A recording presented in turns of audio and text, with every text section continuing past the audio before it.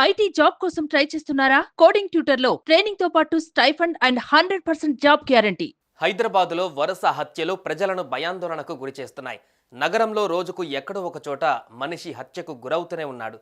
ఈ ఘటనలు మరవక ముందే తాజాగా మాదాపూర్లో మరో దారుణం చోటు చేసుకుంది. పండ్లు అమ్ముకొని జీవనం సాగించే ఓ వ్యాపారి ఓ దొంగను అతి దారుణంగా హత్య చేశాడు.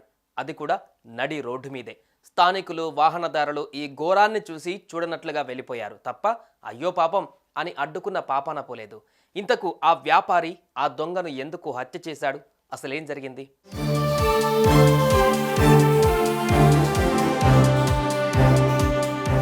మధురానగర్లోని ఓ ఏరియాలో మహమ్మద్ ఉస్మాన్ అనే వ్యక్తి పండ్ల వ్యాపారం చేస్తున్నాడు. అయితే దత్తు అనే 26 ఏళ్ల యువకుడు ఈ పండ్ల వ్యాపారం షాప్లో పలుమార్లు దొంగతనం చేశాడని తెలుస్తోంది. కాగా ఇదే యువకుడు తాజాగా ఇదే షాప్లో మరోసారి దొంగతనం చేస్తుండటంతో వ్యాపారి మహమ్మద్ ఉస్మాన్ అతన్ని రెడ్ హ్యాండెడ్గా పట్టుకున్నట్లుగా సమాచారం. ఇక ఆగ్రహంతో ఊగిపోయిన ఆ వ్యక్తి షాప్లో ఉన్న ఇనుప రాడ్డుతో దత్తుపై పలుమార్లు దాడి చేశాడు.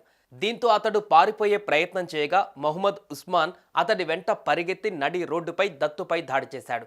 ఈ ఘటనలో ఆ యువకుడు అక్కడికక్కడే రక్తపు మడుగులో పడి ప్రాణాలు కోల్పోయాడు.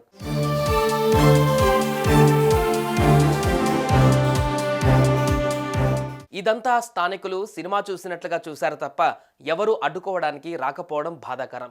అనంతరం కొందరు స్థానికులు పోలీసులకు సమాచారం అందించారు. హుటాహుటిన ఘటనా స్థలానికి చేరుకున్న పోలీసులు మృతదేహాన్ని స్వాధీనం చేసుకున్నారు. ఈ ఘటనపైన కేసు నమోదు చేసుకున్న పోలీసులు నిందితుడిని విచారించగా, నా షాప్లో అనేకసార్లు దొంగతనం చేసి నన్ను మోసం చేశాడని, ఈసారి కూడా చోరీ చేయబోయాడని, అందుకే అతన్ని హత్య చేసినట్లుగా నిందితుడు మహమ్మద్ ఉస్మాన్ అంగీకరించాడు. ప్రస్తుతం అతన్ని పోలీసులు అదుపులోకి తీసుకున్నారు. తాజాగా వెలుగు చూసిన ఈ ఘటన స్థానికంగా తీవ్ర కలకలంగా మారుతోంది.